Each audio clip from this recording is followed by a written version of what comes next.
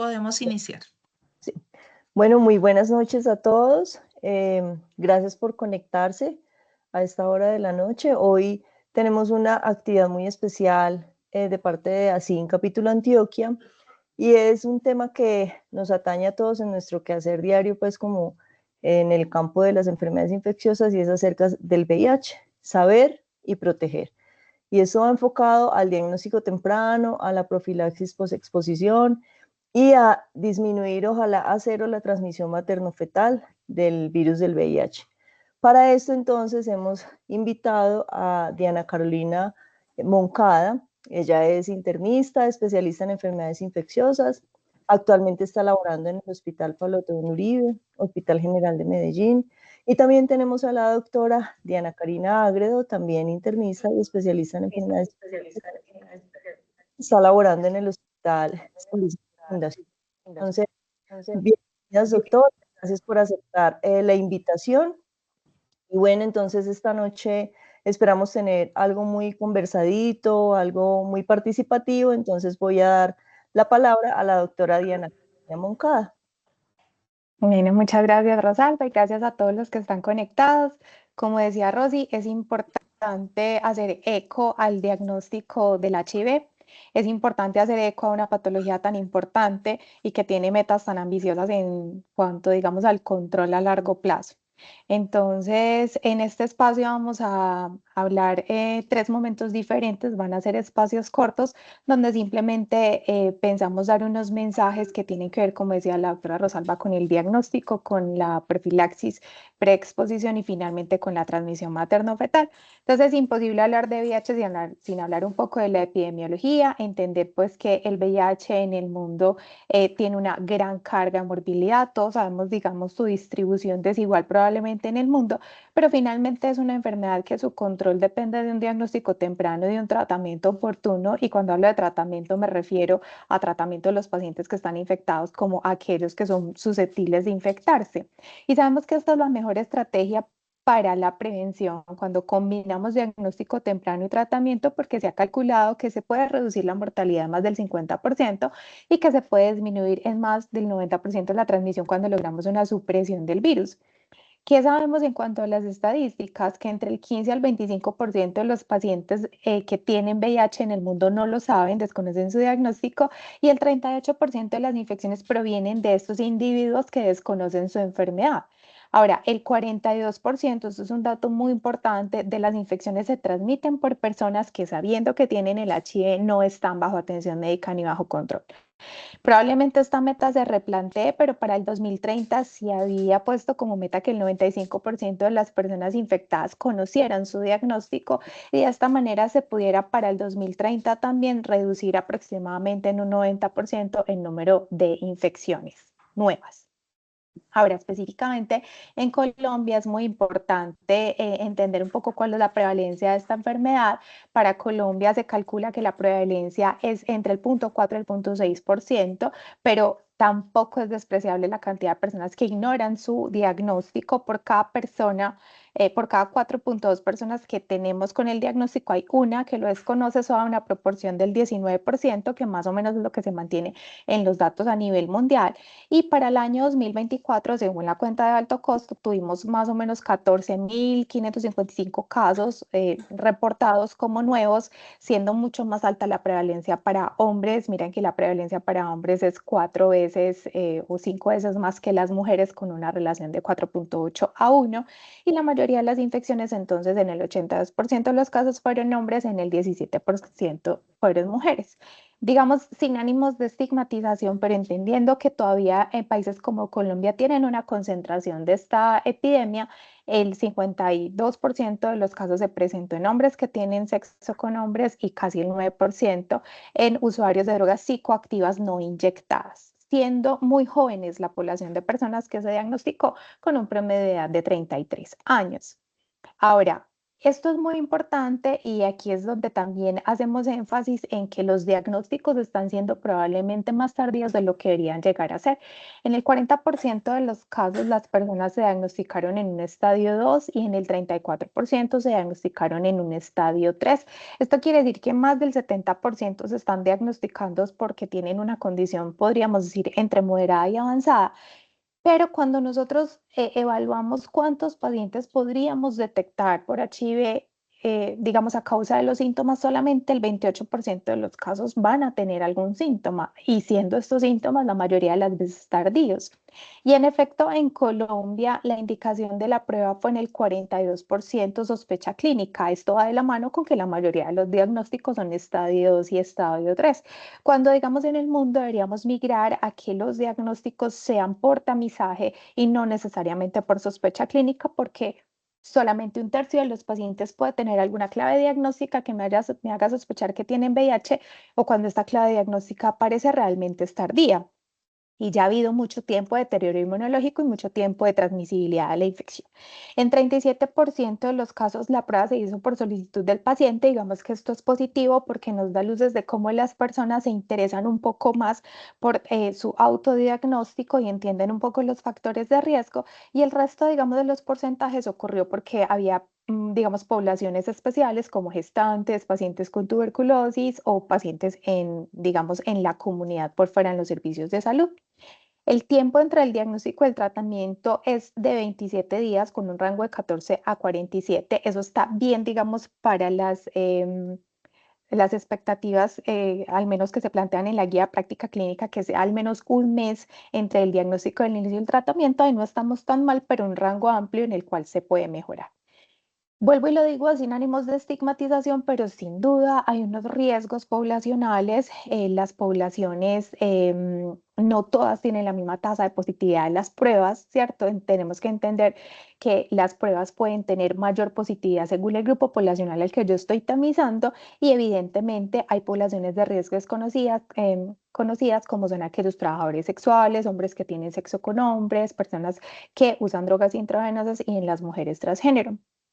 Evidentemente también hay una variación geográfica, no vamos a decir que la proporción de mujeres o de hombres que tienen una prueba positiva aquí va a ser igual que en África, pero datos, digamos que son extraídos de diferentes reportes en Colombia.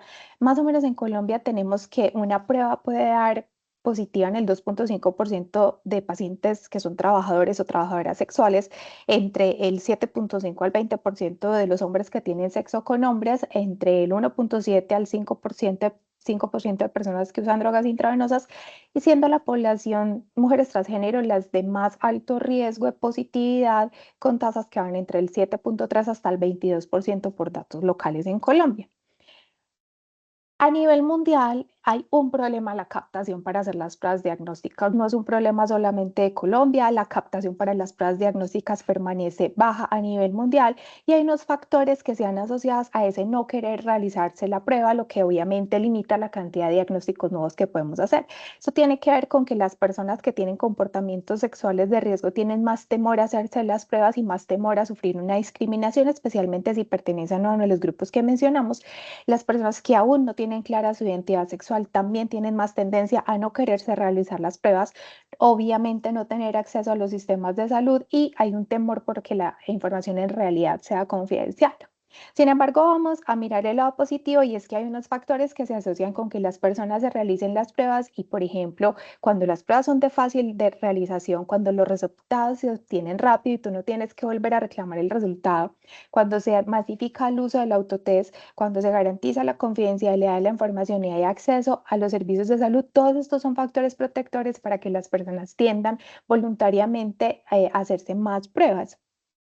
De tal manera que las pruebas deberían ser, obviamente lo son, voluntarias, pero idealmente deberían ser universales, especialmente en aquellas poblaciones que tienen una prevalencia de más del 0,1% del HIV. Y dentro de las estrategias de tamización vamos a hablar de dos, está la estrategia opt-in y la estrategia opt-out. La estrategia opt-in es más o menos llegar y preguntarle a una persona, ve, mira, ¿será que quisieras, te estamos ofreciendo la prueba de VIH, ¿será que te la quisieras hacer? Mientras que la estrategia opt-out es decirle, como parte del cuidado rutinario de todos los pacientes adultos, hacemos una prueba de VIH, te la vamos a hacer a no ser de que expreses lo contrario. Este tipo, digamos, de estrategia de manera de captación se ha visto que incrementan un 12% aproximadamente la cantidad de pruebas que yo puedo lograr hacer. Entonces, desde el punto de vista de lo que podemos hacer, hay muchas cosas en las que podemos mejorar y una de esas es nuestro lenguaje a la hora de ofrecer las pruebas de tamización. Ahora, cuando yo pienso en tamizar, pues estoy hablando de personas que en general están asintomáticas y de manera global en el mundo se acepta que todas las personas que tienen entre 13 y 64 años deberían tener al menos una tamización para el HIV en la vida, pero que ciertas poblaciones de riesgo deberían tener una tamización más frecuente y esa tamización más frecuente pues depende del riesgo, ¿cierto? De esas poblaciones, ¿quiénes se pueden destacar? Las personas que yo diagnostico con una ITS o han tenido una ITS reciente o que tienen parejas sexuales que tienen ITS o que han tenido más de una pareja desde la última prueba de VIH que usan drogas, no solamente intravenosas, en Colombia es un factor de riesgo usar otras drogas, tener intercambio de sexo por drogas o por dinero, están en embarazo o los pacientes que están en PrEP. Entonces, si nos focalizamos en los factores de riesgo, con seguridad podemos diagnosticar a mucha población, pero pasa que entre el 20 y el 40% de las personas que se diagnostican con VIH no tenían un factor de riesgo reconocido. Entonces ahí es donde vienen siempre las discusiones de es mejor tamizaje dirigido o mejor tamizaje universal. Y digamos que ambas cosas tienen pros y contra. Vamos a focalizarnos en el tamizaje universal, es decir, vamos a ofrecerle las pruebas diagnósticas en una estrategia opt-out a todas las personas que se acerquen a un servicio de salud. ¿Cuál es el pro de los tamizajes universales? Pues evidentemente como hago más pruebas, detecto más casos y en ese orden de ideas puedo diagnosticar más temprano y me quito el punto del estigma. No te estoy tamizando porque tienes un factor de riesgo específico, sino porque hace parte de nuestro estándar de cuidado hacer pruebas de VIH a toda la población. Y no depende de que yo me acuerde de preguntarle los factores de riesgo o que la persona oculte los factores de riesgo simplemente porque no los quiere socializar. ¿Qué tiene en contra? Evidentemente son pruebas que consumen más recursos, no solamente económico, sino recurso en tiempo. Yo tengo que sacar el tiempo, dedicarle a la persona y explicarle, pero además en Colombia debo hacer un consentimiento informado por escrito, que en muchas partes del mundo es suficiente que sea verbal, en Colombia sigue siendo por normativa escrito. Y además de esto, debe haber una muy buena articulación entre el diagnóstico y los sistemas de vinculación ya al cuidado y el tratamiento, porque claramente, entre más personas diagnostique yo, más solicitudes de inicio de tratamiento voy a hacer y debo tener un sistema muy adecuado para transcurrir entre este paso que es el diagnóstico y en el inicio del tratamiento. Y evidentemente en lugares donde la prevalencia no es muy baja puede ser una estrategia muy costosa y por eso muchas personas en lugares de baja incidencia sugieren que la tamización sea dirigida, pero digamos que a largo plazo es posible que esa tamización dirigida deje perder muchos diagnósticos y que realmente perdamos muchas oportunidades en el momento de evaluar los pacientes. Entonces, no hay una respuesta única. Por la tasa de prevalencia en Colombia es probable que la tamización universal sea la mejor, pero eso requiere una inversión del sistema de salud y unos costos, unos recursos, no solo de lo que vale la prueba, sino lo que vale toda la logística para hacerla en tiempo, en el lugar. En los servicios de urgencias tenemos menos tiempo, en los servicios ambulatorios u hospitalización posiblemente tengamos más tiempo. Pero independientemente de cuál sea la estrategia que estamos utilizando como país, una cosa que debemos entender todos los que hacemos parte de este sistema es que siempre estamos perdiendo oportunidades de tamización, siempre las estamos perdiendo, siempre perdemos oportunidades de interrogar, de preguntar, de ofrecer la prueba. O sea, tenemos muchísimos momentos en los cuales podemos ofrecer una prueba de diagnóstico y no lo estamos haciendo como sociedad, como sistema de salud. La mayoría de las personas que hoy se diagnostican de VIH tuvieron una o más consultas médicas en el año anterior y no se les ofreció una prueba en el año anterior, lo que significa que en efecto en los escenarios tanto hospitalarios, digamos de urgencias, hospitalización general como ambulatorios, estamos pasando por alto muchas oportunidades. Pero también es una oportunidad para que entendamos que hay que educar en el autodiagnóstico. Las personas pueden sentirse más cómodas diagnosticándose a sí mismas, garantizando la confidencialidad. Y lo más importante es que no solamente es diagnosticar, sino hacer toda la vinculación, que yo creo que en Colombia funciona de una manera adecuada. Los pacientes diagnosticados se contactan de una manera adecuada y oportuna para el ingreso a los programas, pero esto tiene que ir de la mano con una oportuna y adecuada notificación del diagnóstico, que en esto sí podemos fallar muchas, digamos, EPS o IPS. Ahora, para entender la utilidad de las pruebas, entonces siempre volvemos a estas imágenes típicas que son la cinética y la cinética viral y la, digamos, inmunología del virus. Y vamos a recordar pues que hay una época eclipse donde ninguna prueba diagnóstica va a ser capaz de diagnosticar o detectar la presencia del virus porque apenas está instalando en la sangre. Eso más o menos dura unos 5 días desde el contacto y la exposición al virus. Y más o menos después del día quinto es donde viene a ampliarse la positividad o la capacidad de pruebas como la detección de ácidos nucleicos para poder detectar la enfermedad.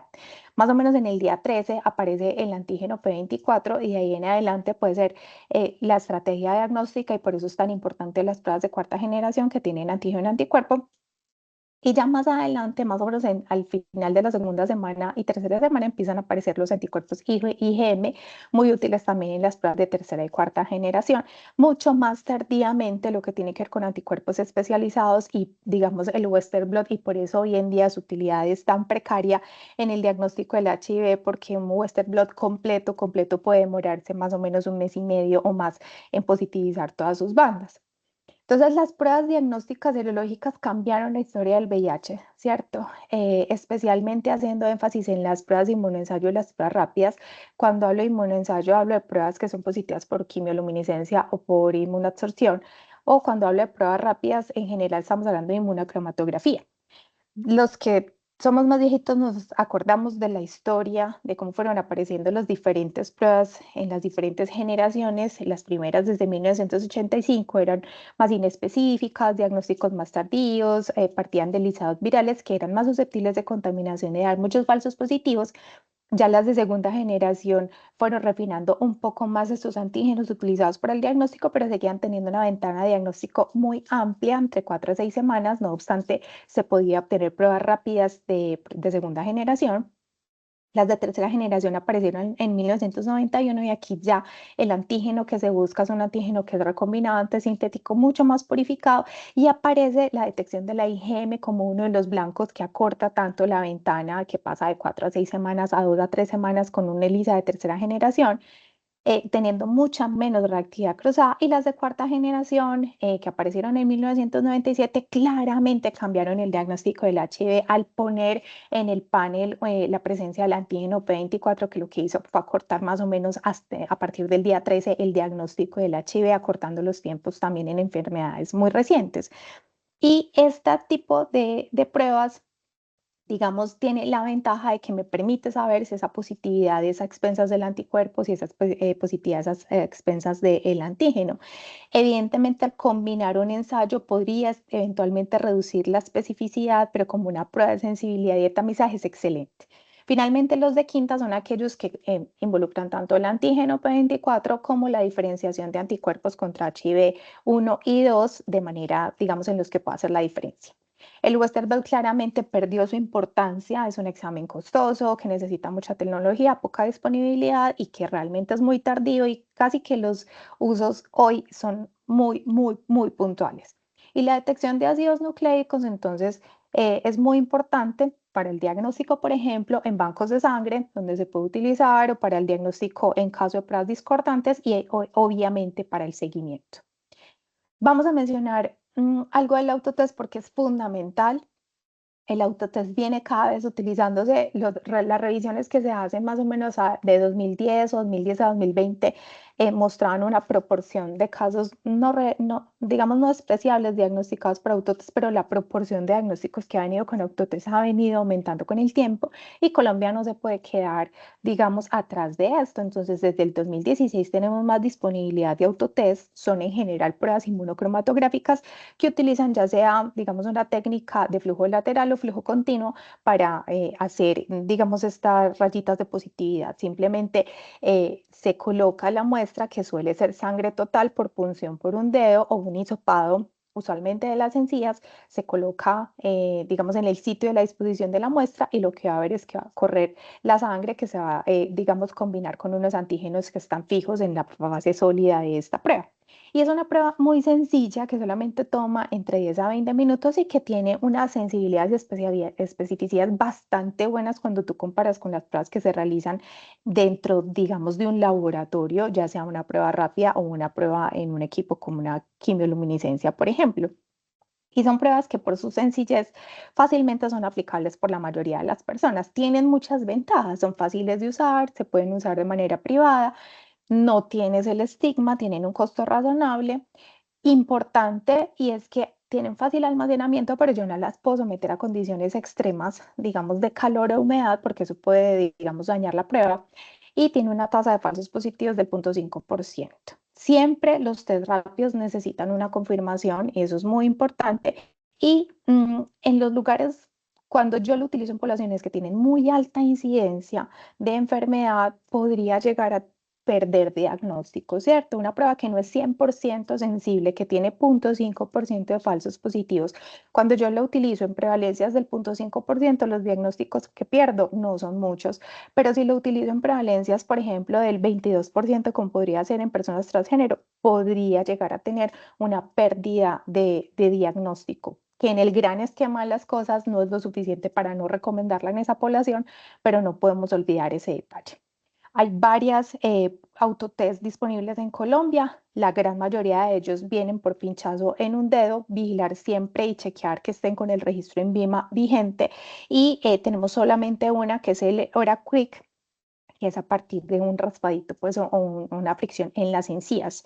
El INVIMA hace un año mandó esta alerta sanitaria y hay que comprar las pruebas en sitios confiables porque las plataformas digitales pueden vender pruebas que no tienen registros de INVIMA y no se garantiza, digamos, la idoneidad de las pruebas. Eso simplemente traigo para recordar lo que hoy seguimos manejando el mismo algoritmo diagnóstico que se publicó en la Guía de Práctica Clínica del 2021, pero que realmente es el algoritmo que todo el mundo maneja y es donde combinamos dos pruebas serológicas y utilizamos una tercera solamente en caso de discordancia o ya cuando dos pruebas serológicas son consistentemente positivas, pues pasamos a la caracterización de la enfermedad, donde la carga viral obviamente es muy importante para la caracterización de la enfermedad. No me voy a detener. Aquí todos, digamos, tenemos acceso a eso. Solo quiero mencionar con respecto a los falsos positivos para que tengamos en cuenta las pruebas rápidas, incluyendo los autotests, pueden dar una proporción de falsos positivos y si están construidas, digamos, con técnicas de segunda o tercera generación, podrían dar más falsos positivos. Y estos falsos positivos están, digamos, casi siempre explicados porque hay una mala interpretación. Y es que en las pruebas rápidas, que es donde yo estoy interpretando las lineecitas que se tornan, digamos, el test y el control, y yo interpreto como positivo líneas claras, son la principal causa de un falso positivo de una prueba rápida, especialmente de un autotest. Si yo quito todas estas pruebas que son sutiles o grisáceas, la tasa de falsos positivos baja al 2,3%. Y ese 2,3% de reactividad débil podría ser dada por reactividad cruzada, por infecciones como dengue, malaria, hepatitis B, vacunas o por activación de linfocitos B generada por otras patologías.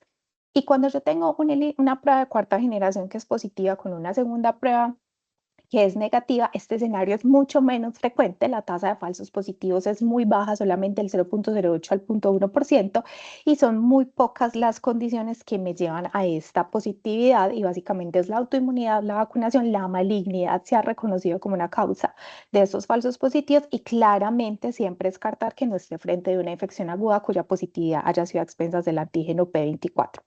Más allá del resultado, todos los resultados positivos, obviamente todo deben ir enfocado a iniciar rápidamente el tratamiento de un adecuado seguimiento y todo resultado negativo debe ir a una educación de las prácticas de sexo seguro, incluyendo la necesidad de introducir profilaxis pre o posexposición en la población que estoy evaluando y siempre, digamos, implementar la estrategia de las 5 Cs y es que, digamos, tomarle el consentimiento al paciente, garantizarle la confidencialidad, aconsejarlo después del diagnóstico, de la prueba, el resultado, cualquiera que haya sido, y conectarlo de manera correcta con el sistema de cuidado para que pueda lograrse el fin último del tratamiento y el diagnóstico del VIH, que es prevenir la transmisión.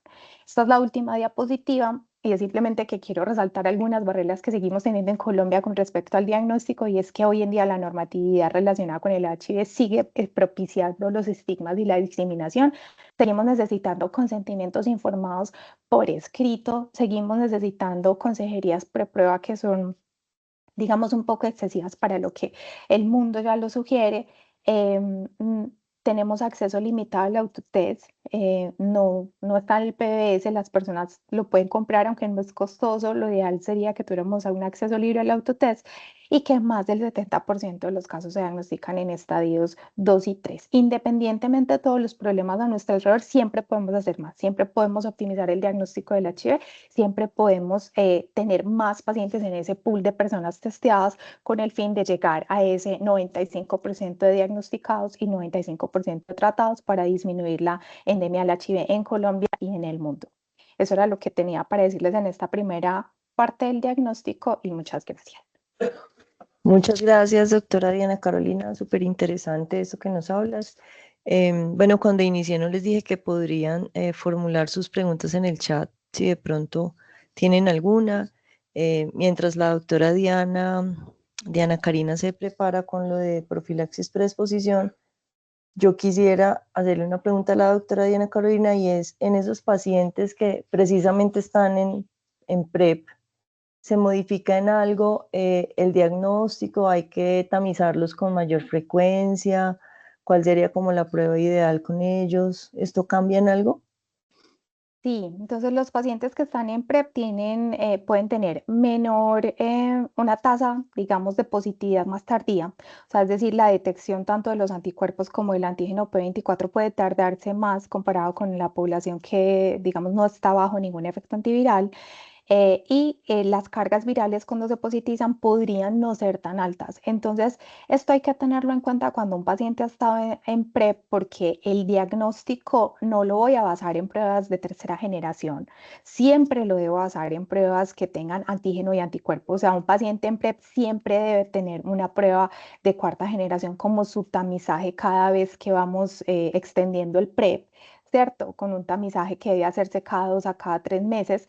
Y debo garantizar entonces que siempre se le haga como tamizaje la prueba que tiene el P24, porque la presencia de anticuerpos puede tardarse.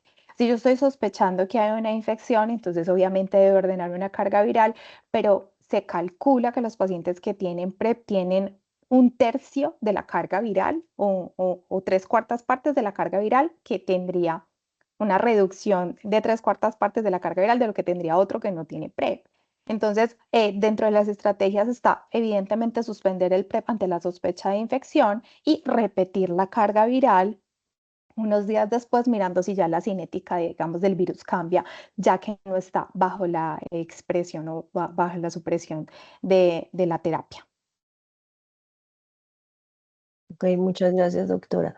Bueno, entonces, mientras escuchamos atentamente a la doctora Diana Agredo, si de pronto dentro del el auditorio hay alguna duda, alguna pregunta, me las pueden ir enviando en el chat. Yo las voy a empezar a recopilar, pero los voy a dejar entonces con la doctora Diana Karina Agredo, que nos va a hablar de profilaxis preexposición.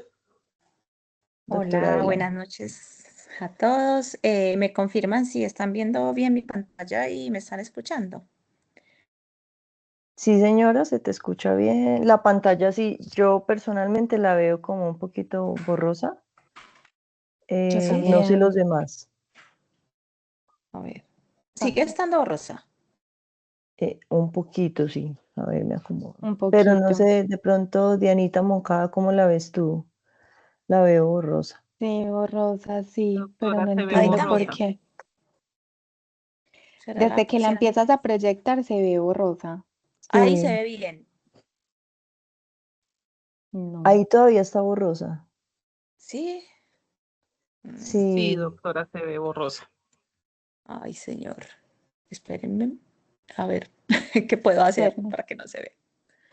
no sé si de pronto Ah, la cierras y vuelves y la bueno, cargas, o si sí, cierras tienes cosas que razón. tengas abiertas, de pronto te mejora la velocidad del Dame un internet segundo, también. yo la cierro entonces. ok. Y la volvemos a abrir. Hay una manito levantada si quieres Bueno, eh, mientras si quiere puede habilitar el micrófono entonces y lanza la pregunta mientras resolvemos esto de la pantalla.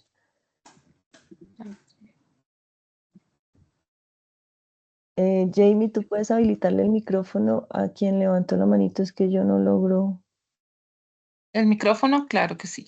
y no logro ver quién es.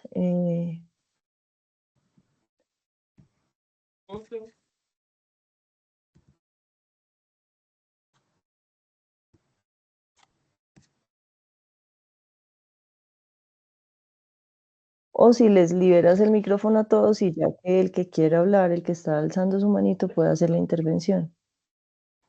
Juan Carlos Hernández López, bueno, aquí escribió el doctor Juan Carlos, dice, ¿cuáles son las barreras de acceso y las limitaciones técnicas a la hora de interpretar las pruebas diagnósticas? Ah, bueno, este es en neonatos. Eso es para mí. ahí tenemos la experta, puedes ir contestando mientras Sí, resolvemos los problemas técnicos. sí, en los recién nacidos, pues básicamente el recién nacido es el reflejo de toda la historia de su mamá, ¿cierto? Entonces, nosotros en pediatría debemos enfocar los neonatos con base en la historia materna y en las pruebas maternas. Básicamente, en los neonatos no son útiles las pruebas de anticuerpos, de hecho no son útiles más o menos hasta los 18 meses, porque hasta esa edad tenemos circulación de anticuerpos maternos en la sangre del bebé. Entonces, con los neonatos sí definitivamente las pruebas son de moleculares, son cargas virales, y no se lo hacemos pues a todos, sino al neonato que está expuesto. Entonces, ese es otro escenario, una materna con diagnóstico de HIV en la gestación o al momento del parto que tenga dos pruebas positivas o una prueba positiva de anticuerpos y una negativa y que se le carga viral. Entonces ya nosotros en pediatría hacemos el diagnóstico de este es un recién nacido expuesto al VIH en la gestación y activamos pues todo el protocolo. Entonces los clasificamos en alto y bajo riesgo, pero definitivamente en los neonatos y hasta los 18 meses nosotros vamos a tamizar o hacer diagnóstico con cargas virales. No son recomendables pues las pruebas de anticuerpos, por lo que les digo que ellos van a tener circulación de anticuerpos maternos más o menos hasta los 12 a 18 meses. Entonces, bueno, aquí ya hicieron una pregunta de la prueba rápida de intraparto. De esto vamos a hablar como en el tercer punto de la charla. No sé, Pues, Dianita, si si vamos a quieres, hablarlo más adelante. o si quieres, ¿Cómo? aprovechando, digamos, mientras Diana proyecta la presentación, lo podemos contestar. Listo. Y adelantemos una vez lo que tiene que ver con el diagnóstico en la gestación. Entonces, diferentes, digamos, agencias de guías de gestantes, todas tienen en común que es evidente, pues, que ojalá en el primer contacto y siempre en el primer trimestre una gestante debe tener una prueba de VIH. Para algunas agencias es necesario repetir las pruebas en el tercer trimestre, no todas, pero vamos a decir que para la guía de transmisión digamos, prevención de transmisión de enfermedades materno-fetales colombianas, sí debemos repetir la prueba de VIH en cada trimestre de la gestación. Y en el momento del parto se debe repetir si en el último trimestre no tenía la prueba. Entonces, la mayoría de las asociaciones o todas las asociaciones de VIH en gestación concuerdan con que todas deben tener una prueba en el primer trimestre y la mayoría de ellas en el tercer trimestre según los factores de riesgo, pero para Colombia la indicación es tenemos que tener una prueba en cada trimestre de la gestación y en el momento del parto si en el último trimestre no hubo una prueba. Esa sería Exactamente. como la respuesta. Acá hay otra pregunta, espérame, vamos como en orden. ¿Cuál es la proporción de falsos positivos en pruebas rápidas de tercera o cuarta generación en gestantes? Ok, en gestantes más o menos se calcula que 7 por cada 1000 pruebas pueden ser falsos positivos, ¿sí? Esto es usualmente en la hablando de la prueba que se hace al momento del parto o en el último trimestre. Em, sí es verdad que la gestación ha sido una de las causas de los falsos positivos de las pruebas de VIH. Esto era mucho más cierto en las pruebas de primera y de segunda generación. Ya para las pruebas de tercera prueba rápida no lo es tanto, pero para las pruebas antígeno anticuerpo, que son las de cuarta generación, podría tener algo de falsos positivos, digamos, por una reactividad cruzada con el P24, y eso es más o menos lo que se calcula, 7 por cada 1000 pruebas realizadas en ese momento. Ajá, sí, muchas gracias. Sigamos, o sea, con el parto. Se debe realizar una prueba rápida intraparto de VIH siempre, sí. Es decir, sin importar si tiene una prueba negativa del último trimestre. Es que desde la Secretaría de Salud del municipio, de un municipio que están mencionando acá, me están pidiendo, le están midiendo ese indicador, que si Sí, es, exacto.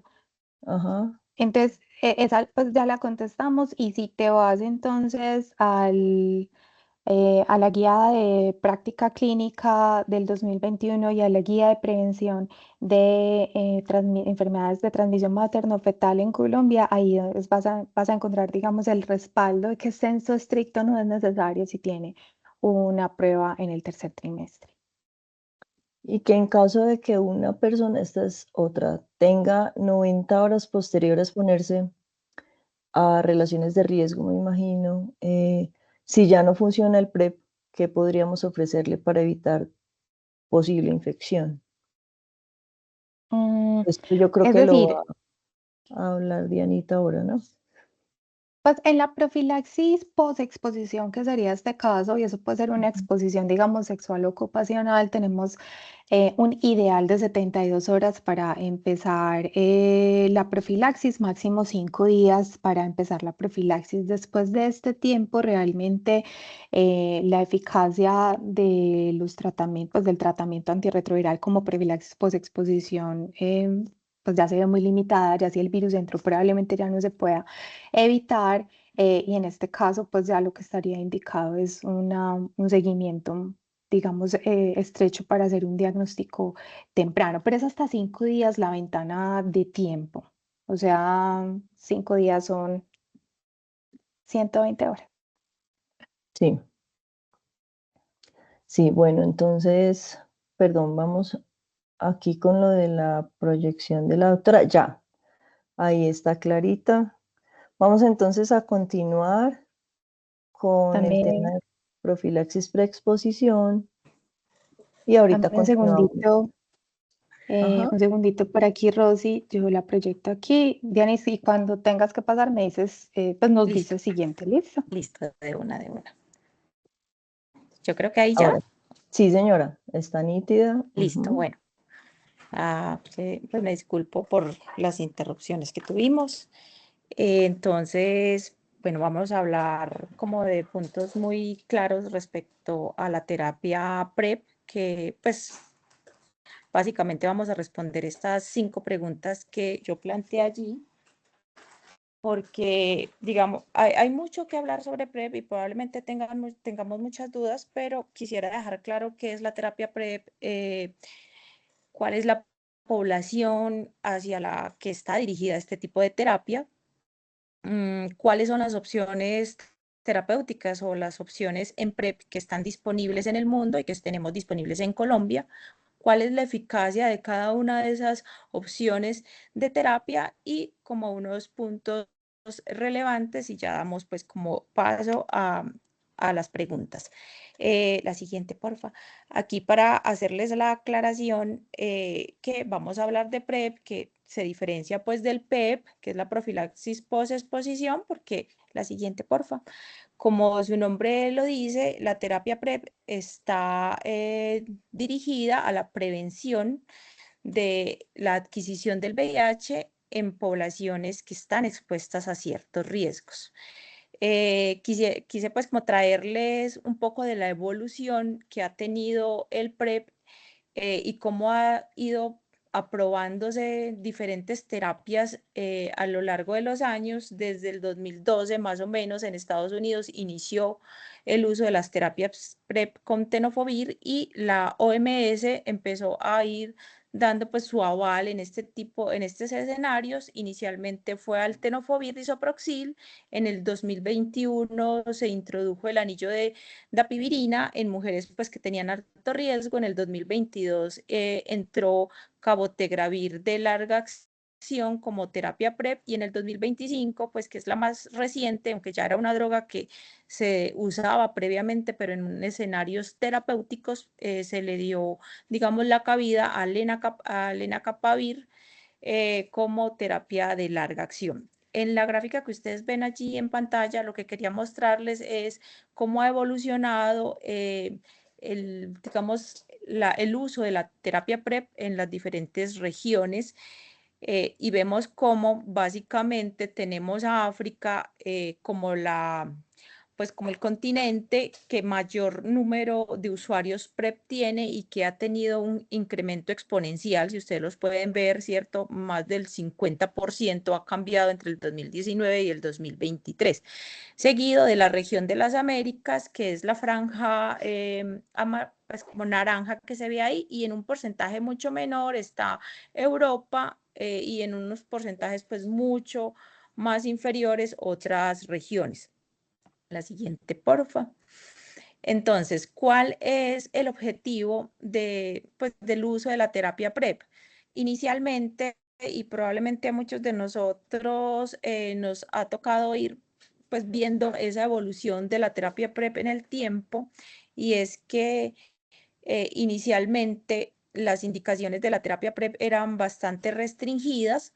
Sin embargo, hoy en día hay más criterios que incluyen a casi la totalidad de la población, y entonces vemos ahí cómo las personas pues que están en mayor riesgo y en quienes está indicado es para la prevención tanto de la infección, tanto por vía sexual como por en los usuarios de drogas inyectables. Ese pues es el público grande, y vamos a tener, pues, aparte de estas personas que tienen un alto riesgo, deben tener sexo, pues, ser sexualmente activas en los últimos 6 meses, asociados a uno, pues, de estos criterios, o sea, que tengan, pues, que sean parejas serodiscordantes, principalmente si desconocemos el estado VIH de la pareja, o si la pareja tiene una carga viral y esta sigue siendo detectable. Si se ha tenido una historia de enfermedad de transmisión sexual, cualquiera que sea, pues se está hablando del riesgo. El sexo transaccional, claramente, ¿cierto? Por la exposición tan alta que llegan a tener estos pacientes. El sexo sin protección con personas desconocidas. Haber sido usuario de profilaxis post-exposición, pues porque evidentemente nos habla del riesgo, así como el uso de todos los utensilios que pueden utilizarse para la aplicación de drogas endovenosas, y compartir o tener una pareja que utilice drogas endovenosas. Subrayé la última porque básicamente la última ítem le da cabida a toda la población. Si llega un usuario solicitando de forma espontánea acceder al PrEP, eso y pues que sea sexualmente activa, eso ya da, ¿cierto?, un criterio para la prescripción del PrEP. Y estas indicaciones, cuando uno revisa las diferentes guías, básicamente son las mismas, ya sea para las guías de CDC, las guías panamericanas o de la OMS, e incluso para los lineamientos que están en Colombia disponibles desde el 2023. La siguiente, por favor. Bueno, entonces vamos a ver cuáles son esas terapias que tenemos disponible en el mundo y en Colombia. Entonces, básicamente tenemos digamos, la más ampliamente usada es el tenofovir, ¿cierto? La ingesta diaria de tenofovir, que viene pues combinada con emtricitabina. Realmente el por qué, digamos, esta terapia resulta ser eficaz en la profilaxis preexposición se debe a que emtricitabina tiene la capacidad de lograr concentraciones muy altas en la mucosa rectal de una forma temprana y eso permite o bloquea las primeras zonas donde el VIH va a hacer el ingreso. Y el tenofovir va a alcanzar las concentraciones más altas de forma progresiva sobre las células periféricas mononucleares, cortando pues como ese paso del virus hacia los nodos linfáticos y su diseminación. De ahí pues que esta terapia, tenofovir entricitabina, sea la primera que se usó y es la más ampliamente estudiada, distribuida y la que tiene indicación en casi todas las poblaciones. Acá es muy importante aclarar que hablamos de diferentes grupos poblacionales y entonces tenemos la población, el paciente hombre que tiene sexo con hombre, ya sea porque por ser gay, por ser bisexual, ahí lo importante es que exista sexo anal. El paciente transgénero, que es mujer, pues transgénero mujer, que utiliza, pues o que tiene relaciones también anales, y a diferente población es la mujer cis, es el paciente que utiliza drogas intravenosas y la paciente gestante. Entonces, tenofovir entricitabina y TAF son los que tienen esa aprobación más grande en estos grupos, en todos los grupos, tenofovir disoproxil, a partir de los 12 años y con pesos superiores a 35 kilos. Cuando uno mira los primeros estudios, que es el IPREX y el PROUD, estos demostraron eficacias en la reducción del riesgo que se acercaban al 95%, sin embargo, esa eficacia está relacionada con la adherencia. Entre más adherencia exista, que para el caso del tenofovir es tener una ingesta de al menos 4 días a la semana, logra esa eficacia. Pero vamos a ver cómo es diferente dependiendo de la población sobre la cual la estamos usando. No es lo mismo el hombre que la mujer o el transgénero o en general o el paciente que utiliza drogas. TAF, a diferencia pues de tenofovir disoproxil, tiene una población más estrecha para su uso, que es el hombre cisgénero, pues el hombre que tiene sexo con hombre, o la mujer transgénero que tiene sexo anal. Y respecto a la eficacia es muy similar TDF y TAF. Sin embargo, TAF no está aprobado ni en población, ni en las mujeres, ni en la población usuaria de drogas intravenosa. Bueno, esa es, digamos que quizá el método más usado. Sin embargo, pues todos pues, seguramente han escuchado hablar del PrEP a demanda, que consiste en la toma de 2 tabletas de tenofovir entricitabina entre 2 a 24 horas antes de la relación sexual, una tableta a las 24 horas posterior a la relación y una a las 48 horas, es decir, se reciben 4 tabletas. Eso implica que la persona debe tener, pues como en cierta forma programada la relación sexual o tener la capacidad de, pues si es un poco no planeada, ¿cierto? Esperar un lapso de al menos 2 horas. Digamos que eso hace que la adherencia o que la eficacia de la terapia también tenga su impacto y pueda reducirse. Esta, como les decía, la aprobación es en los hombres gays, bisexuales o hombres que tengan sexo con hombres. Tiene estudios que demostraron una reducción del riesgo de hasta el 86% y como les mencionaba, la reducción del riesgo está directamente relacionada con la adherencia que se tenga a la terapia. No está aprobada el TAF ni en mujeres, ni en población transgénero o en usuario de drogas. La siguiente, por favor. Bueno, esta es la terapia que en Colombia realmente se usa. Yo hasta el momento no he tenido pacientes o conocido pacientes que estén en terapias PrEP a demanda. Ahora, estas terapias inyectables que les voy a mencionar no están disponibles en Colombia, sin embargo, pues son ampliamente usadas principalmente en Estados Unidos. Y entonces dentro de las terapias PrEP tenemos 2 grandes grupos.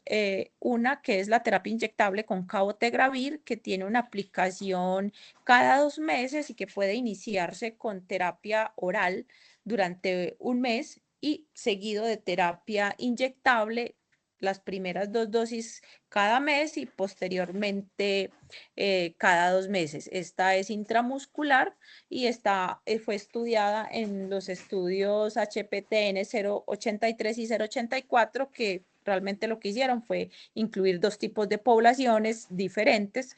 Los que primero y más, digamos, se han estudiado es en el hombre que tiene sexo con hombre y la mujer transgénero. Miramos allí que comparado con la terapia con tenofovir o la terapia oral, obviamente mostró una superioridad y eso fue relacionado a la adherencia, ¿cierto? Es mucho más fácil lograr adherencia con terapias inyectables que con terapias orales que requieren pues que tengamos un mínimo de número de días en los que se tome el medicamento. Entonces, este superó en un 66% la reducción de ese riesgo de transmisión del VIH. Entonces, cuando se comparaba, ellos digamos que logrando determinar que la incidencia de VIH en los pacientes con cabotegravir era de 0.82 casos por 100 personas año versus 2.2, ¿cierto? Una diferencia muy clara. En el estudio también incluyó a mujeres cis, o sea, pues es aquel paciente, pues la mujer que tiene sexo vaginal. Y digamos que ¿por qué es esta diferencia? A pesar de que el tenofovir y la entricitabina también logran concentraciones eficaces e incluso superiores a las del hombre, la farmacocinética es muy diferente entre los dos grupos. Entonces, en las mujeres se requiere que tengan una ingesta del medicamento casi los 7 días de la semana para lograr una eficacia similar a la de los hombres y eso deriva en menor adherencia. Por eso en las mujeres vemos que la eficacia de las terapias orales realmente es muy baja, ¿cierto? Porque en un hombre, cuando uno le da una terapia, pues al menos diaria o a demanda, está logrando eficacias que están alrededor por encima del 95%, mientras que en las mujeres la eficacia más alta que se había logrado con tenofovir había sido del 60 al 66%. Con las terapias inyectables, a diferencia, miren cómo subió esa eficacia o esa reducción del riesgo hasta un casi 90%. ¿Qué es importante acá? Y lo mencionó Diana, y es que con cabotegravir fue que se empezó a mencionar o a conocer el síndrome de Levy, que es esa dificultad para llegar a un diagnóstico debido a que el medicamento generaba una reducción en la expresión de anticuerpos y antígenos. Asimismo, pues como que generaba unas cargas virales muy bajas, lo que hacía que el momento del diagnóstico se retardara, pues se retrasara mucho, incluso después de que el paciente se interrumpiera la terapia, hasta 2 semanas, seguía teniendo ese efecto. Y a eso pues se le conoce como el síndrome de Levy. Pues que también es probable que se vaya a presentar con lenacapavir. Lo que pasa es que lenacapavir fue aprobado este año para el uso de PrEP en los estudios Purpose 1 y 2. En el 1 incluyeron la población masculina, en el 2 incluyeron, perdón, en el 1 incluyeron la población femenina, o sea, mujeres cis, aquella que le había ido, digamos que mal en general en todas las terapias. Y en el estudio Purpose 2 se incluyó el resto de la población, hombre que tiene sexo con hombre, transgénero, usuarios de droga no, esos no están representados ahí. La diferencia es que en las mujeres la transmisión fue de 0, ¿cierto? El 100% de las mujeres no presentaron episodios de infección y en los hombres vemos una reducción de riesgo del 96%. Entonces, digamos que de lejos es una de las terapias que tiene o que ha mostrado mayor eficacia. La administración de lenacapavir se hace semestral y a diferencia del cabotegravir es subcutánea y los efectos adversos suelen ser nódulos subcutáneos ligeramente dolorosos, pero que no tienden a afectar la adherencia. La siguiente, porfa.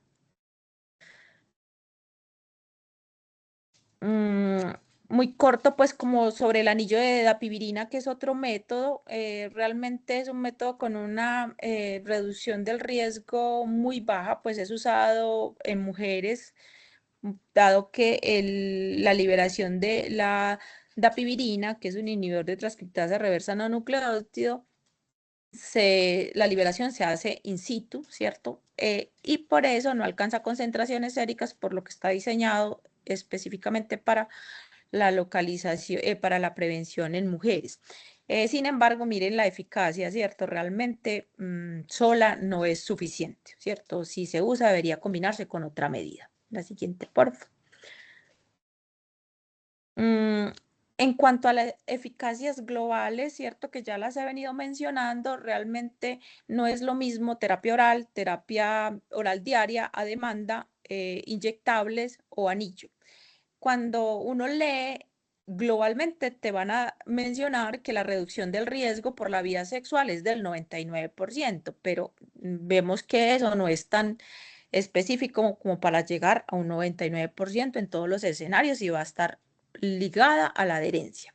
Y cuando focalizamos como a la población que es usuaria de drogas inyectables, claramente la mejor eficacia es del 74%. Obviamente ya mencioné el anillo de dapivirina, pues que realmente tiene una reducción de riesgo muy baja. La siguiente, por favor. Aquí en esta tabla lo que les quería mostrar era las diferentes poblaciones, bueno, un resumen de las diferentes poblaciones versus las diferentes terapias donde estaba avalada y los estudios que lo habían avalado con la eficacia reportada que se los he venido refiriendo. Como resumen, realmente la población gay, bisexual o hombres que tienen sexo con hombres, que es la más ampliamente estudiada y la que llega a tener con las terapias orales, ya sea TDF, TAF, o además, pues tanto oral como a demanda, es la que puede llegar a tener eficacias o reducciones del riesgo mayores al 95% con una ingesta de al menos 4 medicamentos semanales en el oral o pues en ser juicioso con el esquema de demanda. Mientras que las mujeres realmente donde mejor se ven representadas es en el estudio de cabotegravir y lenacapavir, puesto que la eficacia de tenofovir sigue siendo muy baja, 66%, el anillo de dapivirina también sigue siendo muy baja, por ende las inyectables son como la mejor opción. En los usuarios de drogas inyectables solamente está estudiado tenofovir disoproxil y miremos que más o menos previene un 50% en los estudios, que podía mejorar hasta un 70% dependiendo de la herencia. La siguiente, por favor.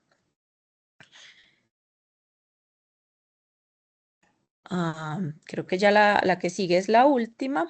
Bueno, no, esta diapositiva es más como para la anterior a esa, pues era más para mostrarles la evidencia que hay al respecto. Nuevamente, tenofovir disoproxil es aquella que tiene mejor evidencia de lejos y lenacapavir, bueno, para el momento de la publicación de este estudio todavía no habían aparecido ni el Purpose 1 ni el Purpose 2, por ende no están los resultados. La siguiente, entonces ya como para finalizar PrEP, lo que les quería como esos mensajes respecto a esta terapia. Ay, no pasó. Entonces, que es importante que estas preguntas son relativamente frecuentes en la consulta, y es que en el sexo anal receptivo la protección máxima se ha documentado al 7º día de uso continuo, mientras que en las mujeres y en los usuarios de drogas esa eficacia máxima de la terapia se alcanza a los 21 días. Vemos que en cuanto a eficacia en el sexo insertivo anal realmente no está determinado. Y bueno, también les había mencionado como tenofovir, tanto TAF como TDF realmente logran concentraciones, y el tema es más de la farmacocinética que hace que se comporte diferente en cuanto a la capacidad de lograr concentraciones estables. Bueno, no mencioné, pero creo que es importante que en la mujer gestante, en el estado posparto y en la lactancia, tanto las diferentes entidades como la FDA, el CDC, también tiene aprobación de TDF para uso en PrEP en estos escenarios.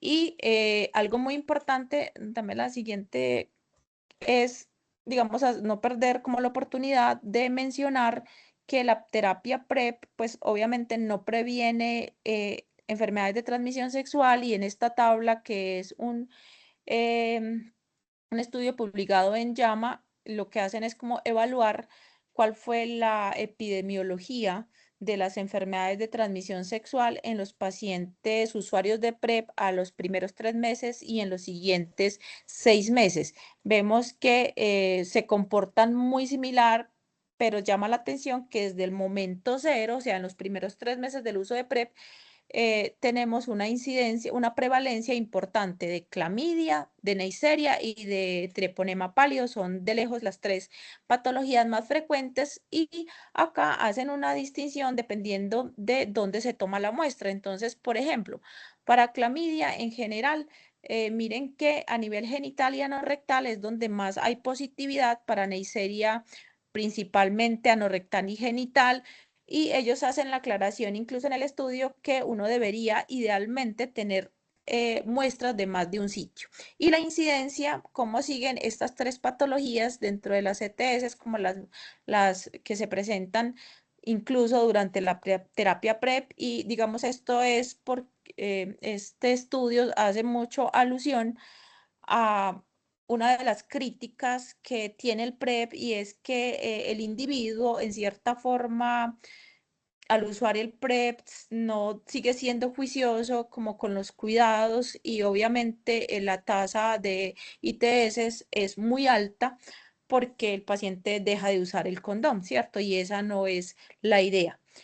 Otro punto importante aquí, pues como ya para terminar, es el tema de el lenacapavir, y digamos cómo esta terapia se ha venido como pensando en una distribución masiva, puesto que al tener solamente 2 aplicaciones al año podría cambiar como la historia o el curso del VIH en términos del control de la pandemia.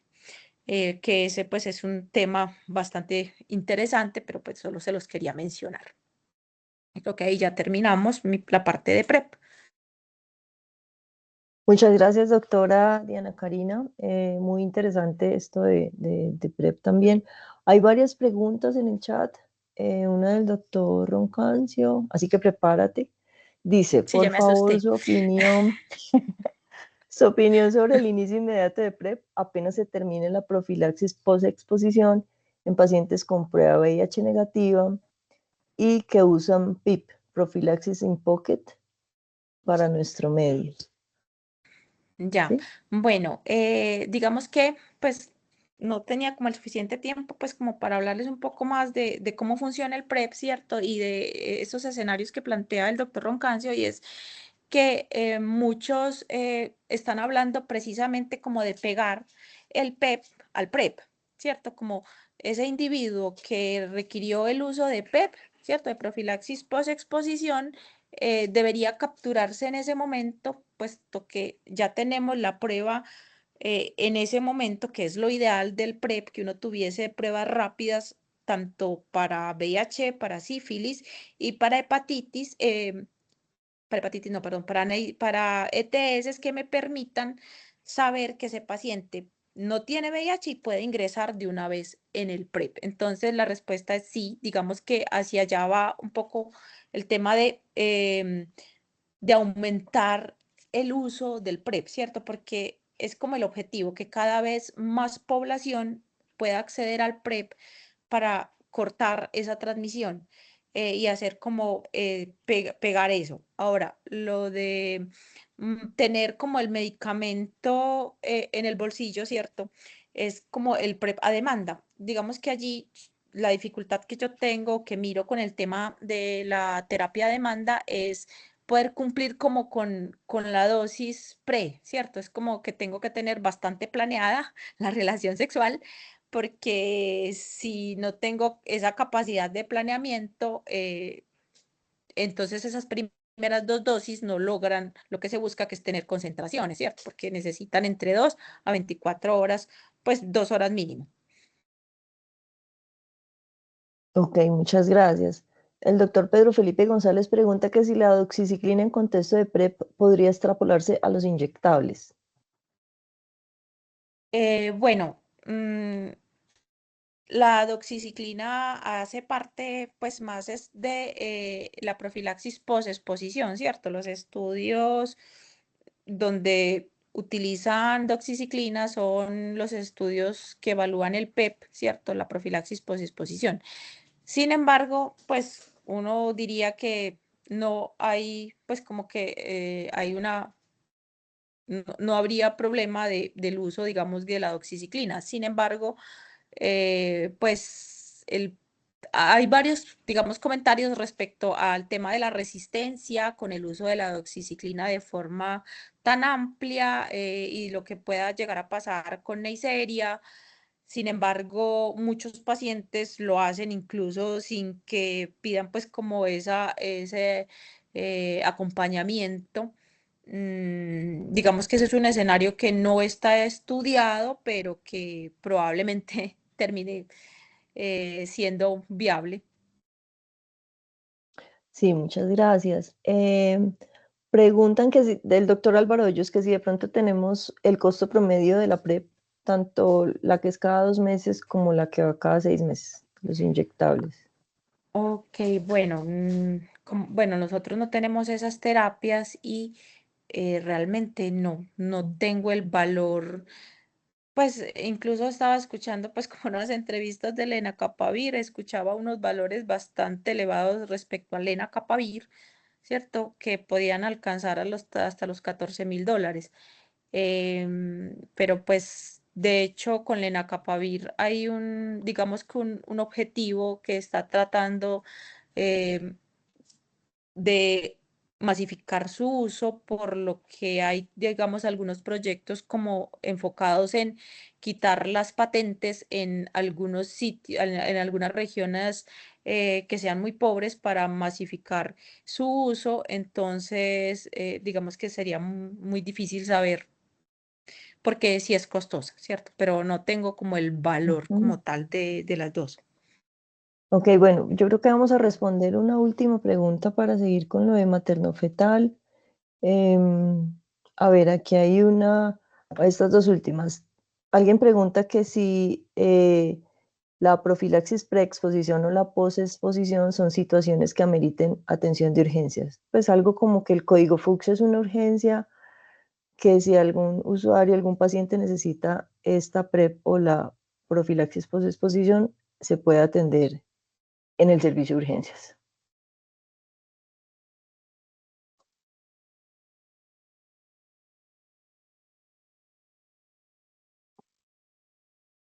Hola, hola, doctora Diana. No sé si Diana quiere descansar.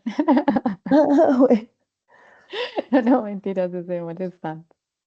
yo la Bueno, no verdad sé, no. la dejamos de escuchar.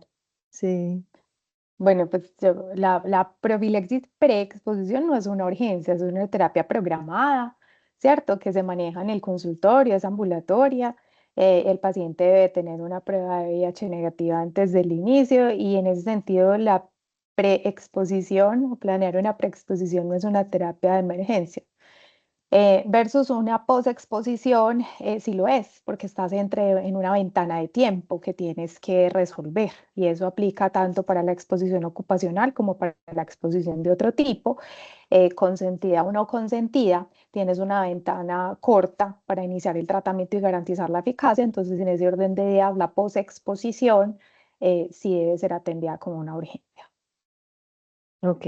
Bueno, entonces antes de que hablemos de materno-fetal, la última del doctor Roncancio, que si en usuarios de drogas endovenosas donde la PrEP no muestra tan buenos resultados, ¿será que la PIP, profilaxis posexposición in pocket, podría ser más efectivo si hay relaciones ocasionales?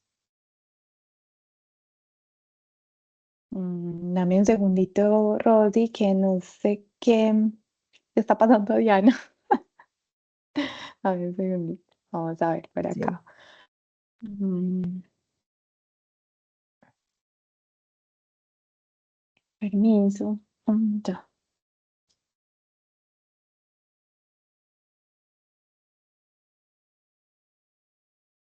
Bueno, doctor Roncancio, le propongo que ahorita que la doctora Diana Karina se pueda volver a conectar, que creo que tuvo problemas de conexión, le damos respuesta a su pregunta. Entonces, Sí, ella se quedó sin audio y sin cámara en este momento. Entonces, terminemos tocando pues el último tópico, que sería el de cero transmisión materno-fetal. Este sí va a ser solo conversatorio. Entonces, pues básicamente, ahí, Ya está la doctora. ya volvió Diana Karina. Sí, ya volvió. Ah, bueno, bueno. Sí, aquí ya volví. Ah, ¿Me Dianita, escuchan? bueno, entonces, antes de que nos metamos ya con materno-fetal, el doctor Roncancio pregunta que si en usuarios de drogas endovenosa, donde PrEP no tiene tan buenos resultados, la PIP podría ser más efectiva si hay relaciones ocasionales. Profilaxis, posexposición y Pues enfoque. exposición. Sí, en el bolsillo. El punto con el paciente que tiene el uso de drogas inyectables es que, por ejemplo, cuando uno mira, pues ahí no están incluidos ni representados también en la mayoría de los estudios. Y de hecho, los estudios reportan que hay una dificultad en el momento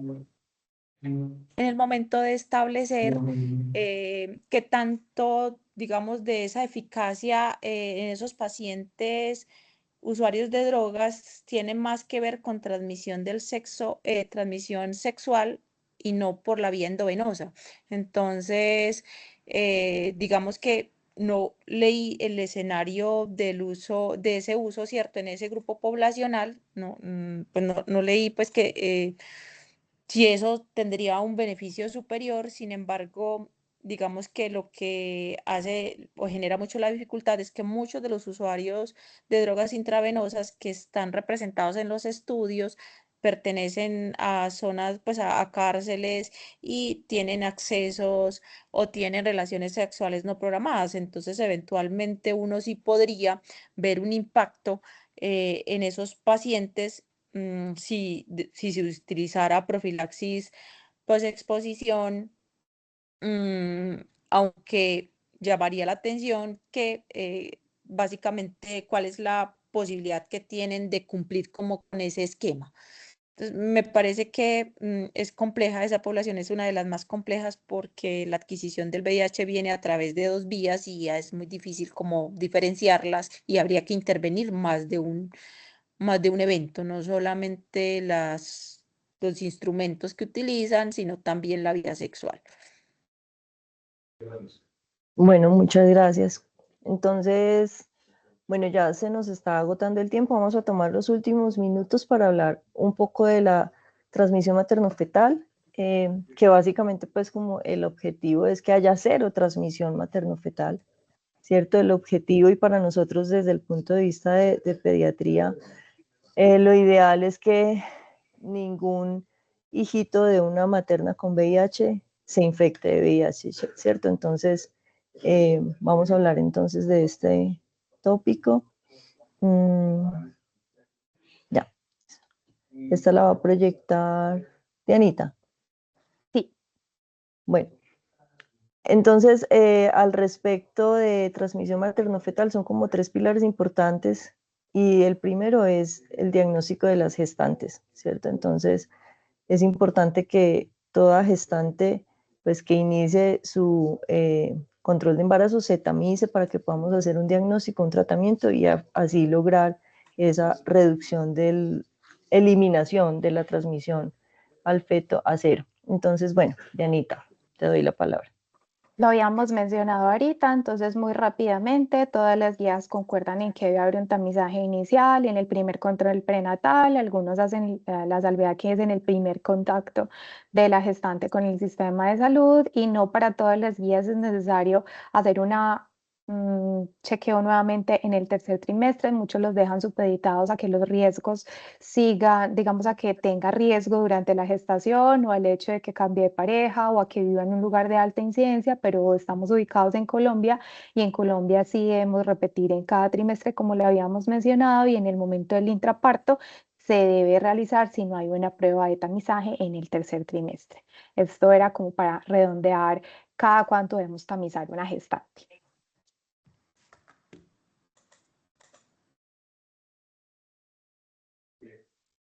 Listo.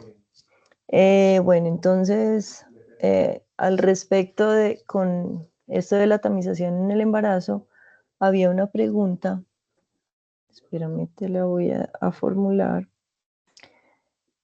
y es, bueno, en nuestra guía está estipulado que siempre se van a tamizar en cada trimestre, pero pueden haber como discordancias con las pruebas, ¿cierto? A veces ocurre. Entonces, por ejemplo, tenemos una materna que haya tenido alguna ELISA, alguna prueba de anticuerpos positiva para VIH en algún momento de la gestación, se le debe repetir y esa no es reactiva. Finalmente, con esas discordancias se le hace una carga viral que es no detectable, ¿cierto? Hasta allí uno podría decir un diagnóstico descartado en la madre, un falso positivo de la prueba. Pero cuando se llega al momento del parto, y se los digo pues porque nosotros como pediatras enfrentamos esos escenarios en el que esa materna al momento del parto se le repite de nuevo la prueba de anticuerpos, porque por guía al momento del parto se debe hacer, y vuelve a dar reactiva. Entonces, como esa carga viral pudo haber sido hace más de un mes, o tal vez 2 meses, 2 meses y medio, esa carga viral que estaba indetectable, entonces una pregunta sería, si al momento del parto de nuevo la prueba de anticuerpos da reactiva, tendríamos que hacer otra vez ese protocolo de otra prueba de anticuerpos, otra nueva carga viral para desempatar esa discordancia, porque para nosotros desde pediatría es importante definir ese escenario, porque eso implica el manejo con el bebé. Entonces la pregunta puntual sería, materna que tuvo un falso positivo durante la gestación, carga viral indetectable, pero cuando llega al parto han transcurrido más de un mes de esa carga viral y vuelve a tener la prueba de anticuerpos positivas, ¿qué hacemos? Yo creo que ahí Sí. la respuesta, bueno, no, Vianney, dale tú, que yo he hablado mucho en tus ausencias. No, tranqui. No. Quería, pues uno, es un escenario que, digamos, nosotros también lo vemos desde la parte del otro lado, ¿cierto? De la materna que llega y que uno a veces no tiene que tomar la decisión más grande, ¿cierto? Que es la que le toca a los que están atendiendo, pues, como, o a los que van a atender el parto y a los que tienen que manejar al bebé. Entonces, cuando uno, digamos, eso no tiene una respuesta digamos, en la literatura. Sin embargo, cierto, yo creo que esto es más como recomendaciones de expertos, pues lo que yo creo o me parece como que podría, que uno por lógica podría hacer es,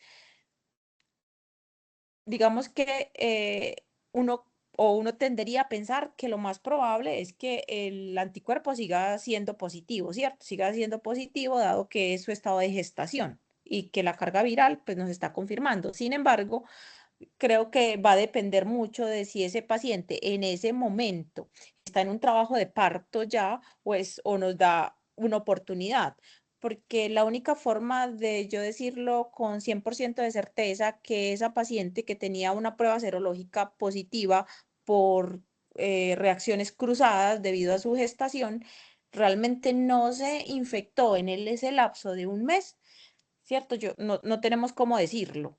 Y en ese escenario, si yo no tengo como tiempo para pedir una carga viral y para que esa carga viral esté disponible para la atención del parto, quizá lo más adecuado sea em, que todos reciban, ¿cierto? Que tanto que el bebé reciba y la profilaxis y que durante el parto, ¿cierto? Se siga todo el protocolo pero se tome la carga viral y que, por ejemplo, eso no termine afectando la lactancia posteriormente, ¿cierto? Es más como un pensamiento más personal. Uno podría, digamos, tener presente muchas otras cosas y es qué tipo de paciente es el que yo estoy evaluando, ¿cierto? Es una paciente que tiene una pareja estable, ¿cierto? Que no ha tenido historia de ETS, que tiene un papá, bueno, como todo ese escenario para decir qué tanto pudo haber cambiado ese mes respecto a lo que tengo antes. Pero si no podemos o no tenemos acceso, que probablemente son pacientes diferentes, las de un sector privado al sector público, y no tenemos cómo tomar las decisiones, quizá para mí lo más adecuado sería ofrecerle todo al bebé por beneficio del bebé y con una carga viral posteriormente aclarar si se continúa o no todo el protocolo. Sí, muchas gracias. Bueno, en general, eso es lo que hacemos. Lo que pasa es que a veces uno se encuentra con desacuerdo con el infecto de adultos, ¿cierto? Y nos toca a nosotros ya decidir con el bebé qué hacer, pero generalmente sí, como que pedimos la carga viral de la mamá o hacemos la solicitud de que se le pida la carga viral a la mamá y ya con esa carga viral nosotros resolvemos la duda con el bebé. Sobre todo porque por rescatar la lactancia si es que la madre es negativa, ¿cierto? Entonces sí, eso tiene muchas implicaciones. Bueno, vamos a Yo creo que continuar. es importante también propender en los lugares donde se atienden partos que hayan cargas virales como sistemas cerrados, como Expert, que se demoran tan poquito tiempo, que Sí. son cargas que son fáciles de montar. Y en ese escenario que planteas, lo único que uno podría estar 100% seguro es si esa materna dice, yo definitivamente no me he vuelto a exponer, nunca he vuelto a tener relaciones sexuales Sí. después de eso. Digamos que tener una certeza completa pues de las conductas de otros es compleja. Creo que sería contado pues con el dedo de una mano y sobra en donde uno diga definitivamente este es el mismo falso positivo y ahí por el riesgo pues claramente riesgo-beneficio y más bien propender a que las cargas virales se procesen en el sitio con metodologías rápidas como Expert. Sí, sí, muchas gracias, sería muy útil. Pero en general en nuestro medio las cargas virales todas se demoran 5 días, tienen montaje solo ciertos días de la semana, usualmente es martes y jueves, entonces el tiempo de espera siempre es un poquito largo. Bueno, entonces continuemos.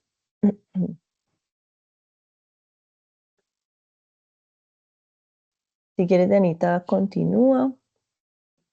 Bueno, Digamos que sí, dentro de las preguntas que también nos habíamos hecho como para enfocar el tema de transmisión materno-fetal es, ok, viene una materna, la tamizo cuando tiene indicación de tamizarla, pero resulta que tiene una prueba positiva. Entonces, sería preguntarnos cuál debería ser la terapia ideal para iniciar en una mujer que es gestante, que yo diagnostico en el transcurso. bueno, en el caso, pues como el tratamiento ideal de la gestante, pues uno busca que tenga, digamos que la terapia ideal es aquella que cuente como con estas características que están descritas pues acá y es, uno, pues que sea una terapia eficaz, que sea lo más segura posible, ¿cierto? Ojalá tenga los menores efectos adversos, tenga una barrera genética alta, tenga una facilidad de su administración. Ojalá que no sea costosa y esté ampliamente disponible. La siguiente, porfa. Y entonces en ese escenario, en general, todas las guías o la mayoría de las guías se decantan por el uso de tenofovir en tricitabina más un inhibidor de integrasa, que ese inhibidor de integrasa en un momento pues fue raltegravir, pero que hoy en día ha sido desplazado por dolutegravir. eh, Pese a muchas dudas que habían al respecto del uso de dolutegravir por el impacto en el neurodesarrollo, en el desarrollo pues del bebé, del tubo neural, perdón, y eso se ha ido pues como decantando y cada vez hay estudios que muestran, ¿cierto?, cuál es como la posibilidad de que eso ocurra, por ende, esta terapia es como la terapia ideal, ¿cierto? La siguiente, porfa. Entonces, hay varias opciones, ¿cierto? Yo puedo dar tenofovir disoproxil o tenofovir alafenamida, dependiendo pues como de la función renal de la persona, aunado a dolutegravir. Terapias que pueden ser usadas como alternas es el uso de darunavir, ritonavir, asociado pues al backbone, que puede ser TDF o TAF. Raltegravir, yo diría que debido a la prescripción o a una posología de tener que recibirse cada 12 horas, pues está en menos uso y está siendo desplazada por las otras. Con el respecto al uso de la bacavir lamivudina, combinada pues con dolutegravir, por ejemplo, que es una sola tableta, realmente la indicación y el problema de prescribir esta terapia es que hay que contar sí o sí con una prueba que nos garantice que no vamos a tener una reacción secundaria a la bacavir, ¿cierto? Si no tenemos la posibilidad de hacer la prueba, pues no vamos a saber si esa persona cae dentro de esa reacción idiosincrática, por ende no se avala. las terapias de segunda línea que están descritas ahí no tienen una indicación de primera línea, puesto que los efectos adversos, o sea, la seguridad es como el principal problema. Entonces, si tenemos que elegir tenofovir entricitabina o tenofovir alafenamida más entricitabina con dolutegravir. Victegravir todavía, digamos, tiene estudios en mujeres gestantes, pero el aval pues está, aunque también pues es una opción. Listo, muchas gracias. Bueno, pasando entonces, esta era como la dimensión del tratamiento. Ahora, un punto muy importante con esto de la transmisión materno-fetal es cuál sería la vía del parto dependiendo de ciertas condiciones de la materna, ¿cierto? Según la carga viral, si definitivamente indetectable, si un recuento por debajo de 1000, porque el mayor porcentaje de transmisión al feto se da en el momento del parto. Entonces, definir la vía del parto es algo supremamente importante. Entonces, ¿cuál sería eso? Según la carga viral. Bueno, recordemos los que somos más viejitos también que siempre se venía manejando una carga viral indetectable para permitirle parto vaginal y si no se debía hacer una cesárea programada en la semana 38. Y últimamente, así con el parto como con la lactancia, se viene hablando como de decisiones colegiadas, de decisiones entre la mamá y el médico, en el cual tratemos de llegar a un acuerdo basado en, digamos, en múltiples elementos. Sí se ha acumulado más evidencia hasta el día de hoy que dice que si bien el parto vaginal cuando la carga viral es inferior a 1000 copias, no es exento de tener una transmisión, definitivamente esa transmisión sí es baja.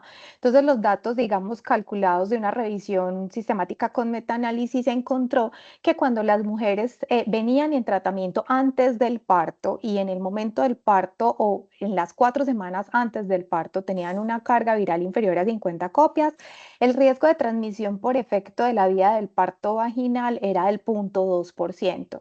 Si esas copias estaban entre 50 y 1000 aproximadamente, el riesgo era de 1.3% y si supera las 1000 copias, el riesgo asciende a 5.1%. Entonces, tener una carga viral indetectable o al menos de menos de 50 copias en el momento del parto o en las 4 semanas antes del parto puede hacer que el riesgo de transmisión por una vía de parto vaginal sea digamos, del 0.2%. No es cero, claramente no es cero, pero es un riesgo bajo. Y digamos que basado en este riesgo bajo, podríamos decir que la mayoría de las asociaciones que generan guías al respecto, como son las británicas, bueno, las británicas son un poco más estrictas, pero la Asociación Americana de Ginecólogos, las guías del CDC, e incluso las guías colombianas ponen como un umbral de copias de 1000 copias. Si esta paciente tiene menos de 1000 copias, posiblemente se pueda llevar a parto vaginal, pero si tiene más de 1000, definitivamente era un parto por cesárea. Y las guías británicas son un poco más estrictas y solo permiten parto vaginal cuando la mujer llega con carga viral indetectable de menos de 50 copias y entre 50 y 1000 individualizar según, en 50 y 400 individualizar según riesgos del procedimiento, antecedentes quirúrgicos, bueno, otras cosas. Y lo otro que también es muy importante es saber cómo se ha comportado el tratamiento de esa materna, si apenas lo empezó hace poco o si ella viene con un histórico de indetectable hace mucho tiempo y ahorita lo que está teniendo posiblemente sea un blip bajito. Todos esos son los elementos que yo debo considerar para entender si ese registro de carga viral que tengo en las últimas 4 semanas realmente es confiable y qué tan probable es que en este momento la paciente que yo esté viendo esté indetectable o al menos esté por debajo de 1000 o 400 copias para bajar el riesgo de transmisión, que no es cero.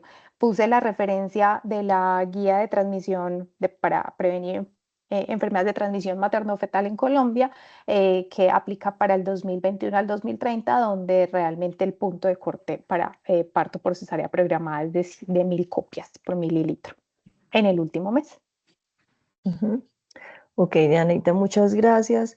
Y entonces, ¿qué haríamos con esa materna que se diagnostica de nuevo? Pues ya sea en primer o segundo trimestre o que se diagnostica de nuevo al momento del parto, ¿qué hacer?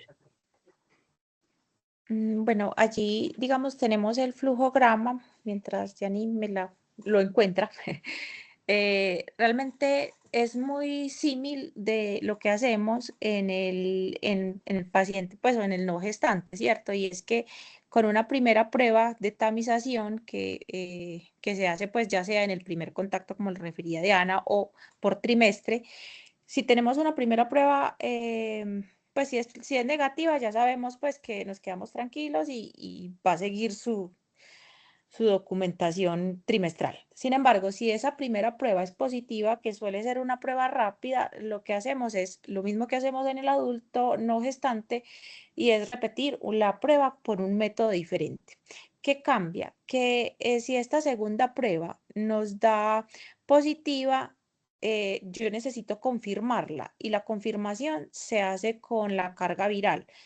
¿Qué pasa si yo tengo pues positiva las dos primeras pruebas y hago la carga viral, que es el método de confirmación, y me sale positivo, pues ya hice el diagnóstico, ¿cierto? Y esa persona pues debe empezar lo antes posible su terapia. Sin embargo, yo puedo tener dos pruebas positivas y ahí estoy pues como en la parte de abajo de la gráfica. Tengo las dos pruebas positivas, pero la carga viral me da negativa. El solo hecho de tener dos cargas por métodos diferentes positivas hace que esa paciente tenga necesidad de una tercera, pues de otra carga viral. O sea, no termina como el flujograma ahí, que es lo que suele pasar en el paciente que no es gestante, que la carga viral te descarta, sino que en la materna pasa, ¿cierto? Que es el otro lado, a otra carga viral, es decir, dos cargas virales. Si esa carga viral sale negativa, sigue estando en un rango de indeterminado y requiere Western blot, ¿cierto? Entonces, en el algoritmo de la materna está el Western blot todavía dentro del proceso diagnóstico, pero al final, ¿cierto? Si ya yo tengo dos cargas negativas, dos cargas virales negativas, ese paciente es aquel que se le descarta, ¿cierto? Pero entonces digamos que la diferencia está, dos pruebas positivas, primera carga viral negativa, me voy a una segunda carga viral, si esa carga viral es negativa, me voy a un Western blot, ¿cierto? Si son positivas, pues en el momento que la carga salga positiva, automáticamente pasa a tener el diagnóstico. Muchas gracias. Ahora vamos a continuar con Creo que es como las la pruebas. última Sí, ya la lactancia, porque las pruebas discordantes ya lo hablamos. Lo hablamos al Exacto. inicio. Entonces, o el otro tópico en la prevención de la transmisión materno-fetal es la lactancia, porque queda todavía un porcentaje que puede ir hasta el 15% de transmisión por leche materna, ¿cierto? Entonces, esto en nuestra guía colombiana, definitivamente la lactancia no está recomendada. Y cuando uno va a leer en las guías de los Estados Unidos, ellos ponen como unos escenarios y unas ciertas condiciones de la materna en las que se podría permitir la lactancia, como lo decía ahorita Caro, con decisiones que sean consensuadas, ¿sí? Que el médico lo hable con la gestante, incluso desde antes del parto, que se llegue como a un acuerdo, pero para nuestro escenario aquí en Colombia, la verdad es que en lo posible nosotros no lo recomendamos. Pero finalmente, desde 1985, la OMS prohibía que se lactara. Las madres infectadas por VIH no lactaran porque el 30% de las infecciones ocurrían a través de la lactancia materna. Entonces, lo que tratamos de hacer hoy por hoy es que hayan sucedáneos de la leche materna, es que se pueda reemplazar con fórmulas lácteas y que a las gestantes se les suprima la lactancia materna. Y con esto tratamos de cumplir esa meta de cero transmisión materno-fetal. Entonces, pero hay que considerar que cuando no tenemos disponibilidad de agua potable o cuando esas fórmulas lácteas, esos sucedáneos no están disponibles, ante el deseo de la madre de lactar y ante la inseguridad alimentaria, pues, ¿qué se podría hacer? Escenarios reales el continente africano, ¿cierto? Entonces en África la prevalencia de VIH es alta y las condiciones de vida, las condiciones de salubridad, las condiciones socioeconómicas son precarias. Entonces llegaríamos a África a trabajar y le decimos, señora, usted está infectada con VIH, contraindicar la lactancia, pero allá no se consiguen fórmulas lácteas, no hay bancos de leche materna para suplirle al niño la leche materna. Entonces quedarían como dos opciones, o el niño muere de desnutrición porque no puede ser lactado y no hay otra cosa con que alimentarlo, o finalmente tomamos el riesgo de que va del 15 al 30% de que se infecte por VIH. Eso es una cosa bien difícil, ¿cierto? Y ocurrirá en África, por ejemplo, a veces les permiten lactancia materna exclusiva y han hecho estudios publicados en Lancet en el que la transmisión llega a ser solo del 4%, pero pues maternas que estén controladas y en terapia antirretroviral y que vengan indetectables. Finalmente, para nosotros, nuestra guía dice, no se recomienda la lactancia materna, pero en Colombia los programas de VIH funcionan en algunos lugares bien, en otros sitios mal. Yo, por ejemplo, he hecho consulta en programas de VIH en los que le pregunto a la mamá, ¿le están entregando la fórmula láctea? No, doctora, yo la estoy comprando. Y son personas de muy escasos recursos que tienen que comprar latas de leche de fórmula de 80.000 pesos cada 15 días o cada 20, porque el programa de VIH o la EPS no le está supliendo la fórmula. Entonces, no todos los programas funcionan bien. Lo ideal sería eso, lo ideal sería que siempre pudiéramos garantizar a esa familia, a esa madre, a ese bebé, que tenemos la fórmula láctea para él, para que podamos entonces suprimir esa lactancia materna. Pero bueno, encontramos lugares en los que la transmisión puede ser muy alta. Por ejemplo, en las comunidades indígenas o en las comunidades afrodescendientes, que son muy pocos adherentes a cualquier servicio de salud, que no hacen controles prenatales, que el parto es domiciliario, el parto es en la comunidad, vamos a tener altísimas tasas de transmisión a estos bebecitos, y estas maternas obviamente pues van a lactar a sus niños porque finalmente ellos no tienen ningún compromiso o no logran captar la importancia de lo que es tener un diagnóstico de VIH e infectar al bebé, ¿cierto? Las implicaciones de esto para a futuro, para su niño y para su propia vida. Entonces, en lugares como este tipo de comunidades, vamos a tener que las madres con VIH pues finalmente lactan. No es lo ideal, y todos esos niños infectados nos llegan a posteriori, ni siquiera a tiempo, ni siquiera de forma temprana, sino de forma tardía, en unos estadios muy avanzados, como lo decía ahorita la doctora Moncada, ¿cierto? Tal cual como llegan los adultos en estadios 2 y 3, asimismo nos llegan los niños que finalmente no se lograron proteger, por decirlo de alguna manera, de esa infección por VIH. Entonces, nuestra guía sí es enfática en que las madres infectadas por VIH no lacten.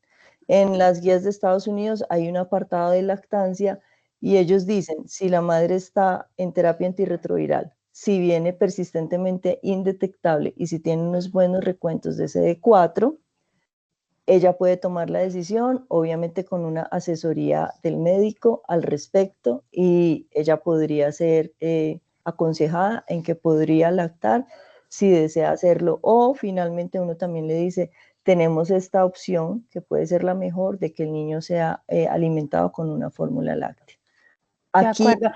Yo creo, Rosy, perdón, te interrumpo, que en la lactancia puede pasar algo similar a lo que hemos visto en los otros escenarios del VIH, y es que el tratamiento cambia mucho la transmisibilidad.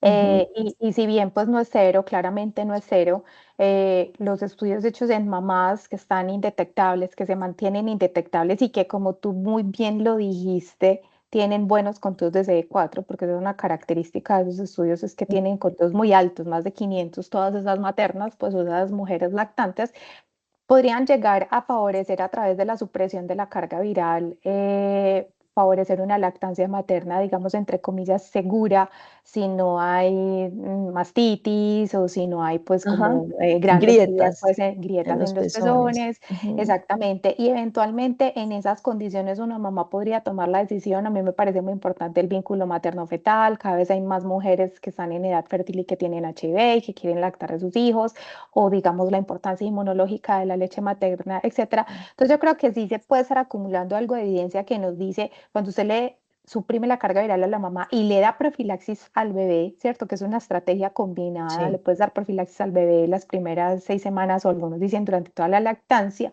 podrías reducir el riesgo de transmisión al 14 o 30%, podrías llegar a reducirlo entre un 1 o máximo 3%. Igual son números pues, que nadie quiere tener, pero posiblemente Mm, se acumule más evidencia en ese sentido, que es lo que vimos con PrEP, indetectable es igual a intransmisible, y lo que, ujú. digamos, también se ha venido hablando con respecto a la vía del parto también. Sí, exactamente. Y mencionaste lo de la profilaxis al bebé y el Departamento de Salud de los Estados Unidos plantea eso, una profilaxis extendida. Entonces a esos bebés se les da una profilaxis por 4 a 6 semanas y ellos plantean extender un poco más esos antirretrovirales que se les dan como profilaxis en caso de que la mamá haya optado por lactar, ¿cierto? Aquí en Colombia, pues, como les digo, nuestra guía es clara y enfática en eso y de parte de los obstetras ellos están ya entrenados en suprimir la lactancia y de parte nuestra como pediatras en aconsejar a la madre que no lacte y que los niños tengan su fórmula láctea, pero no siempre se les logra garantizar por medio de la EPS y hay muchas familias que hacen esfuerzos grandes por conseguir esas fórmulas lácteas cuando no se las suplementamos, pero nosotros, una buena parte de nuestra población no cumple esas condiciones, ¿cierto? De adherente a la terapia, carga viral indetectable de forma persistente y conteos altos de CD4. No hay una buena población que pueda cumplir con todo eso, entonces para nosotros sí, digamos que en este momento no sería como viable, a no ser que tuviéramos población así muy selecta, por decirlo de alguna manera. Mamás muy juiciosas, indetectables, con muy buenos CD4, que pudieran lactar. De acuerdo. No sé si en el chat hay alguna pregunta al respecto de esto.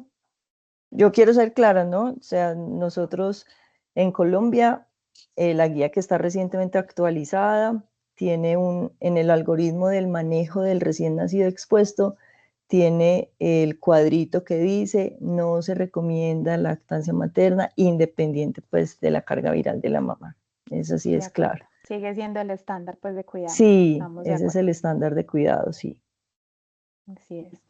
Bueno, no, el único comentario y vale la pena hacerle eco al doctor Gustavo Roncancio y es propender por la triple eliminación. Estamos hablando de VIH, se conmemora el Día Mundial del VIH la próxima semana, pero la sífilis congénita es muy importante, la hepatitis B también, y hay que propender por cuidar a las maternas de una manera integral, no solamente del VIH. Sí, Muy al lugar el claro, comentario del claro, doctor Roncancio. Bueno, claro, sí. Bueno, muchas muchas gracias. Ya gracias. no veo más Bueno, preguntas en el chat. Muchas gracias a todos por su asistencia. Gracias a las doctoras Dianas por su participación. Que tengan una feliz noche. Vale, buenas gracias noches a a todos. todos y gracias por conectarse. Feliz Chao. noche, chao. Chao. Chao. ¡Hey, muchas gracias!